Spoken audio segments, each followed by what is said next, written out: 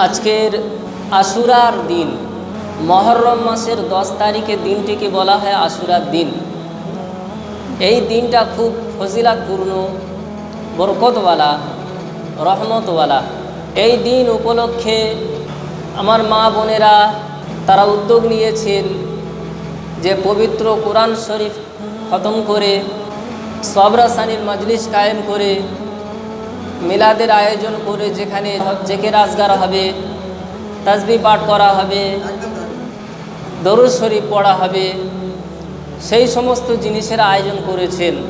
অনেক মানুষ বিভিন্ন রকম অনুষ্ঠান করে থাকে, তাই না? আজকের দিনে আমি আসছিলাম, রোডে কি অবস্থা, রাস্তায় কিছু কিছু মানুষ তারা দেখলাম ওই মাইক বাজাচ্ছে, বক্স বাজাচ্ছে, তার সামনে আবার নাচানাচি করছে। যেমন আমাদের সে হিন্দুদের হয়, তাদের যখন পূজা পার্বণ হয়, কোনো প্রতিমা বা ঠাকুরকে তাদের ভাসাতে যায়, আর ভাসাতে যাওয়ার সময় তারা ওই বড় বড় ডিজে ভাড়া করে, মাইক ভাড়া করে, সেখানে ড্যান্স করতে করতে যায়। চিন্তা করে দেখেন আজকের আমরা মুসলমান কোন অবস্থায় পৌঁছে গেছি। তারপরে তাজিয়া করছে। তাজিয়া মানে হোসেন রাদিয়াল্লাহু আনহুর কবর করছে, কৃত্রিম কবর। মাহমুদপুরে ওখানে তাজিয়া বার করেছে, সেখানে আপনার ওই মাইক বাজছে, কাওয়ালি চলছে, গান চলছে, আর তার সাথে সাথে মেলা বসিয়েছে। তাদের হাত ধরে নিয়ে মেলায় ঘোরাচ্ছে, করছে। আমি এই কারবারগুলো দেখছি, বুঝতে পেরেছেন? অটোর মধ্যে আছি তো দেখছি। আমি কোনোদিন মহরমে বাইরে বার হইনি, জীবনের প্রথম আমার বাইরে বার হয়, এই নলেজ আমি দেখলাম যে কী হয়, কী পরিস্থিতি। চিন্তা করে দেখেন, এগুলো কি করতে বলা হয়েছে? এ সব কিছুই হারাম, কিছুই চলবে না। খুব আফসোসের বিষয়, বিশালক্ষীতলা থেকে আমি একটা টোটোয় উঠলাম।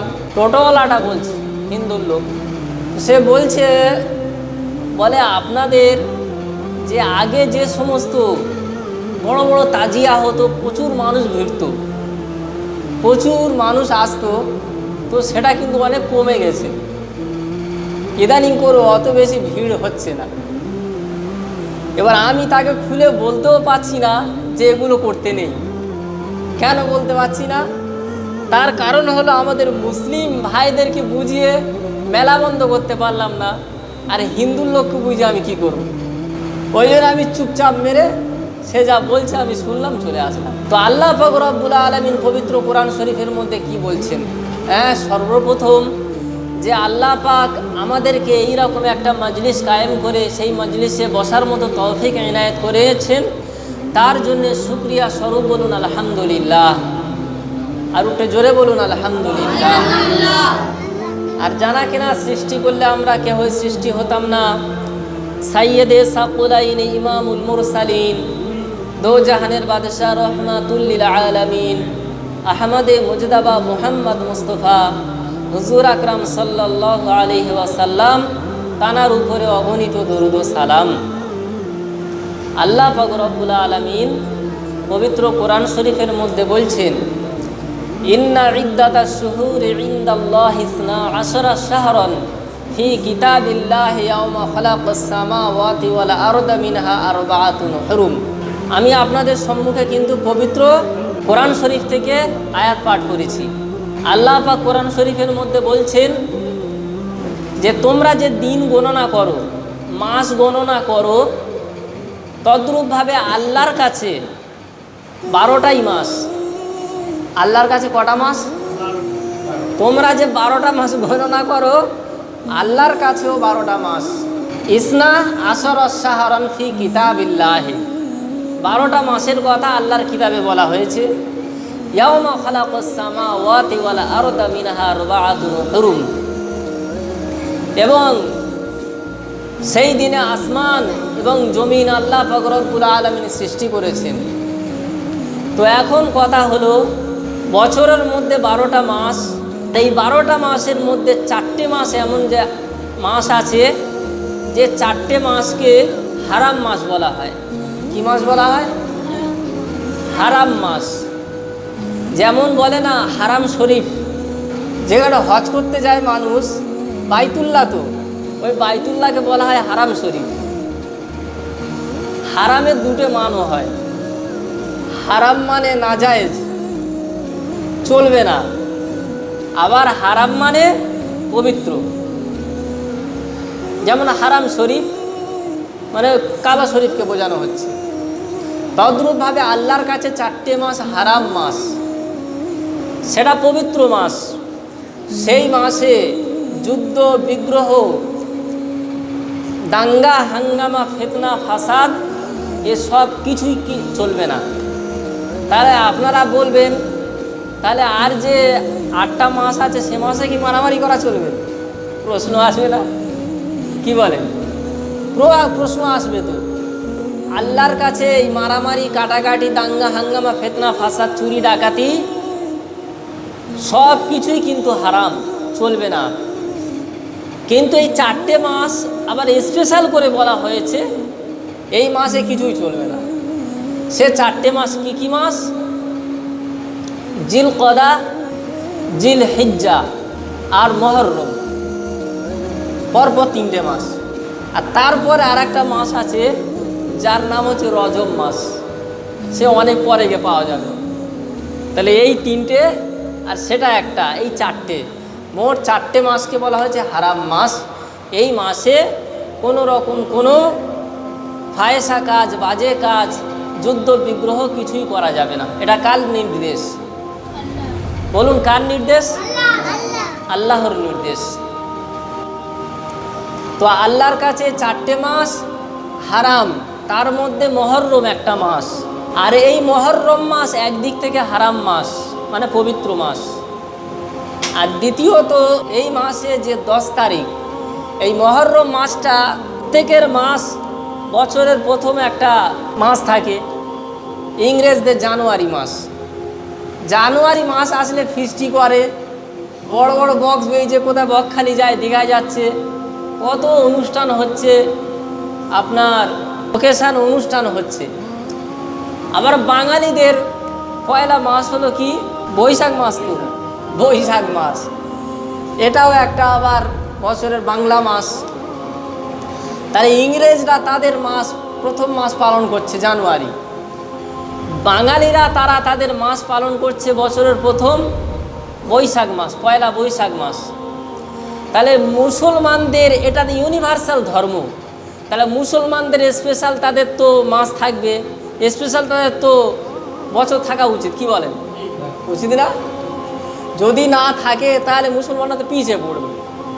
বাঙালিরা বলবে, কী রে তোরা মুসলমান মুসলমান করিস, তো মুসলমানদের বছর কোথায় আর মাস কোথায়?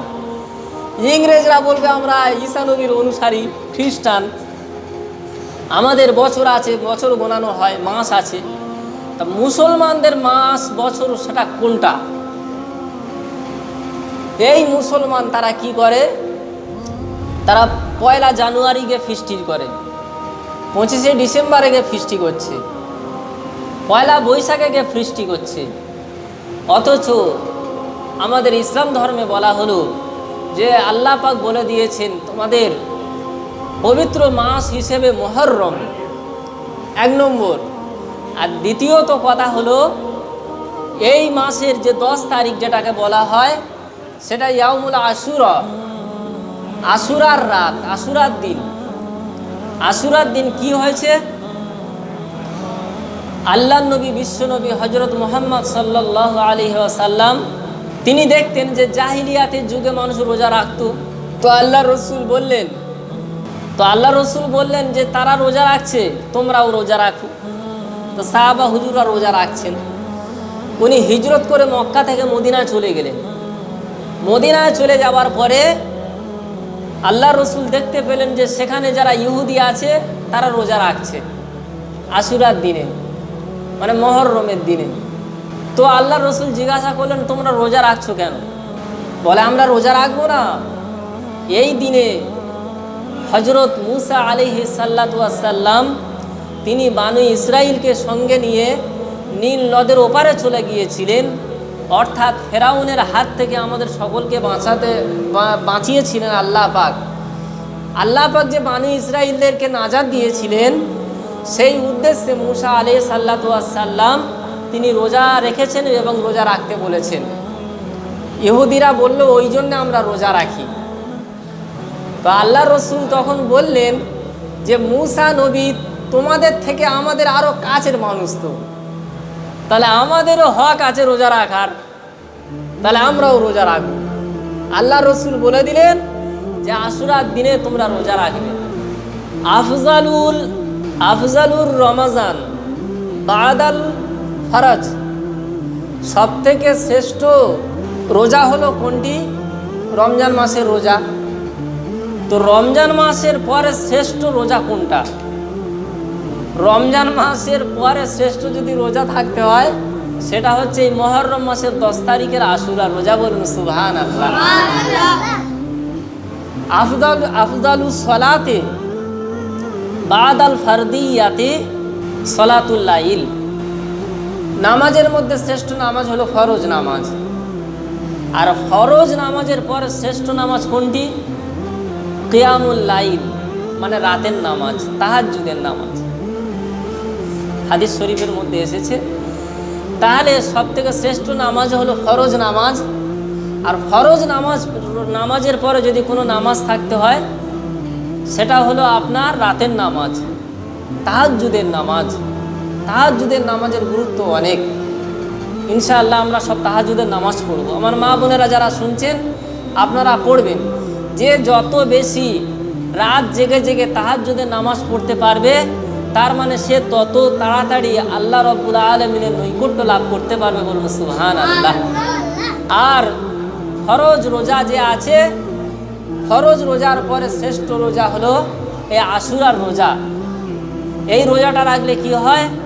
আল্লাহ রসুল সাল্লাল্লাহু আলাইহি সাল্লাম বলেছেন কোনো মানুষ যদি আশুরা রোজা রাখতে পারে তার আমল নামায় আল্লাহ পাক রব্বুল আলামিন বিগত পূর্বের 1 বছরের সগীরা গুনাহকে আল্লাহ পাক রব্বুল আলামিন ক্ষমা করে দেবেন। বলুন সুবহানাল্লাহ। শুধু তাই নয়, এটা এমন একটা দিন যে দিনে হযরত নূহ আলাইহিস সাল্লাতু ওয়াস সালাম ওনার জামানায় যে বিশ্বব্যাপী প্লাবন হয়েছিল, বন্যা হয়েছিল, তো সেই প্লাবন থেকে আল্লাহ পাক রব্বুল আলামিন যেদিন রক্ষা করেছিলেন, ওনার ওই নৌকাটা যদি পর্বতের মধ্যে থেকে গিয়েছিল, সেই দিনটা কোন দিন ছিল? সেই দিনটা ছিল এই পবিত্র মুহররমের আশুরার দিন। বলুন সুবহানাল্লাহ। তাহলে এই দিনটা কত গুরুত্বপূর্ণ, রোজা গুরুত্বপূর্ণ দিন চিন্তা করে দেখেন। তারপরে আসুন, এই দিন আর একটা কী ঘটনা ঘটেছিল?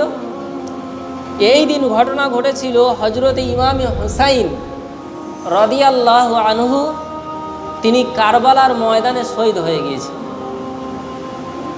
সেটাকে কেন্দ্র করে আমরা বিভিন্ন রকমের অশ্লীল কাজ করে থাকি।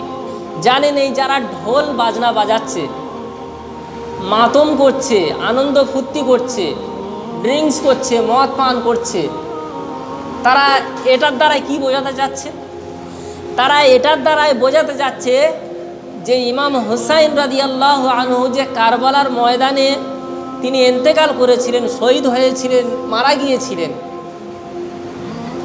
সেটা ঠিক হয়েছিল। এইরকম একদল মানুষ তারা সর্বপ্রথম করেছিল যে ইমাম হুসাইন রাদিয়াল্লাহু আনহু তিনি শহীদ হয়েছিলেন, সেই কারণে আনন্দ করার জন্যে তারা এই ঢোল পিছে আনন্দ উৎসব পালন করেছিল। তাদের মনে কোনো মায়া নেই, মোহাব্বত নেই, হোসেন রাদিয়াল্লাহু আনহু সম্পর্কে তাদের মনে কোনো ব্যথা নেই, বেদনা নেই। সেই জন্য তো তারা ঢোল বাজাচ্ছে, তারা আনন্দ ফুর্তি করতে যাচ্ছে। এটা কি আনন্দ ফুর্তির যে দিন? এটা তো রোজা রাখার দিন, আমাদের রোজা রাখতে হবে। এবার যদি বলেন হুসাইন রাদিয়াল্লাহু আনহু তানার জন্য কিছু করব, তো কিছু করেন, পবিত্র কোরআন শরীফ খতম করেন, সবরাসানির জন্য আল্লাহ পাক রব্বুল আলামিনের কাছে হাত তুলে কান্নাকাটি করুন, রোজা রাখুন, ওনার দুঃখে দুঃখী হন, তখন তো হবে সম্মান দেওয়া। কোনো মাওলানা, মুফতি, মুহাদ্দিস কেউ কোনো যে কথাটা বললো না, আর সেই কথাটা নিয়ে তারা কি করলো? ঢোল বাজনা, তাজিয়া, আলী রাদিয়াল্লাহু আনহুর কবর, হোসেন রাদিয়াল্লাহু আনহুর কবর, কল্পিত ঘোড়া, বিভিন্ন জিনিস তারা আবিষ্কার করলো। এসব বেদাত, কিছুই চলবে না। যদি চলতো তাহলে আমরা আলেম ওলামারা তো সর্বপ্রথম বলতাম যে তোমরা এইসব জিনিসগুলো করো, তাই নাকি? এই যেখানে তাজিয়া আপনার খাটাচ্ছে, যেখানে ঢোল বাজনা বাজাচ্ছে, ডিজে বাজাচ্ছে, সেই মজলিসে যদি আপনি একটাও হাফেজ, কারি, মাওলানা, মুফতি কাউকে পাবেন না। সব বেরো কিছু ছেলে আছে, তারা এই সমস্ত জিনিস করছে আর মুসলিম জাতিকে কলঙ্কিত করছে। আল্লাহ পাক রব্বুল আলামিন এই সমস্ত খারাপি জিনিস থেকে আমাদেরকে হেফাজত করানো, সকলে বলেন আল্লাহ আমিন। তাহলে এর দ্বারাই কি বোঝা যায়, যে কথা বললাম যে আজকের আশুরার দিন গুরুত্বপূর্ণ দিন। হোসেন রাদিয়াল্লাহু আনহু শহীদ হওয়ার আগে থেকেও এই দিনটাকে প্রচলন করে আসছে। আল্লাহ রসুল সাল্লাল্লাহু আলাইহি সাল্লামের জামানা থেকে আল্লাহ রসুল তিনি রোজা রাখতেন। আল্লাহ রসুল বলেছিলেন যে ইহুদিরা তারা তো একটা রোজা রাখে আশুরার দিন, তো আমি নবী যদি বেঁচে থাকি আগামী বছর ইনশাআল্লাহ দুটো রোজা রাখবো। উনি ওই কথাটা বলেছিলেন যে আমি আগামী বছর ইনশাআল্লাহ দুটো রোজা রাখবো। তো আল্লাহ পাক ওনাকে তুলে নিলেন। তাহলে উনি কি আর দুটো রোজা করতে পারলো? কিন্তু একটা সূত্র দিয়ে গেল, আল্লাহ রসুল একটা সূত্র দিয়ে গিয়েছেন যে ইহুদি নাসারা তাদের ফলো করবে না, তারা যদি একটা রোজা করে তোমরা দুটো রোজা করবে, তারা যদি 10 তারিখ করে তোমরা 9-10 তারিখ করো।